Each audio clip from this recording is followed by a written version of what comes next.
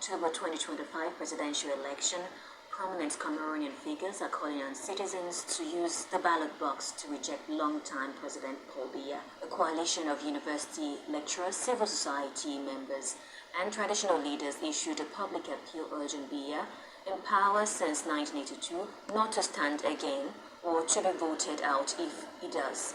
They argued that at 92 years old, Biya's continued rule symbolizes a stagnant political system ill-suited to address urgent crises such as Anglophone conflict, economic hardship, and endemic corruption.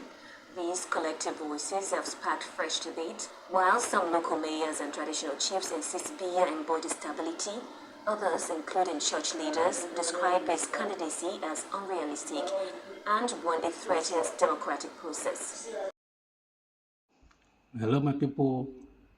Today we are asking the question: why is this the prominent people in Cameroon just waking up this 2025 as the election, the presidential election, is approaching? You know, it's gonna happen in October if Paul Biya did not push it forward a bit. But I'm thinking it's gonna push it forward a bit because something that is like 4 months away or less than that, you have not even declared that it's gonna run. But we know that it's gonna run except if he cannot, if he's not breathing.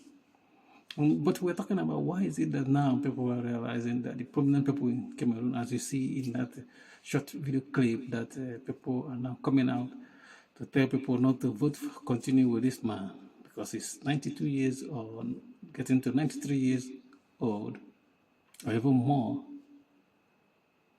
and he's still in power. He's an old head. He shouldn't be in power, you know what I mean?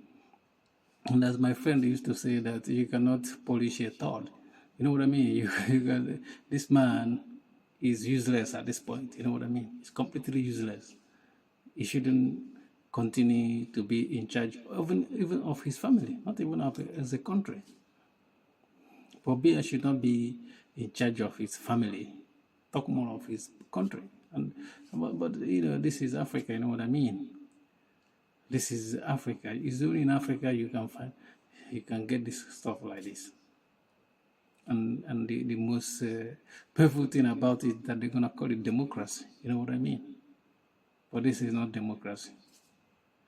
If you want to challenge him, he will intimidate you, and they call it democracy. And the freedom of press, you know, freedom of expression, you know, stuff like that is not in existence in his time. But I'm asking the question: why is it that now those people are now saying, "Look, we don't want to continue with this man"? But where were they 5 years ago, or even 6 years ago, or 8 years ago, or even 14 years ago? Because this man shouldn't be in power even in the last 8 years, because he has been in power for more than 40 years. And what is that his achievement? And when eventually he passed away, but I'm not saying that I'm wishing him to pass away, because I don't want anyone to pass away. But at a point, we're human beings, we're gonna die one day. When he passed away, all these people start to say, "Oh, this man have done a lot. You know, he have done this, he have done that." You know what I mean? But if you ask him now, what did he do in the past 40 years for Cameroon? What is he gonna say? And you know that Cameroon is fighting a war. It's not even a conflict, as some Western media will say it.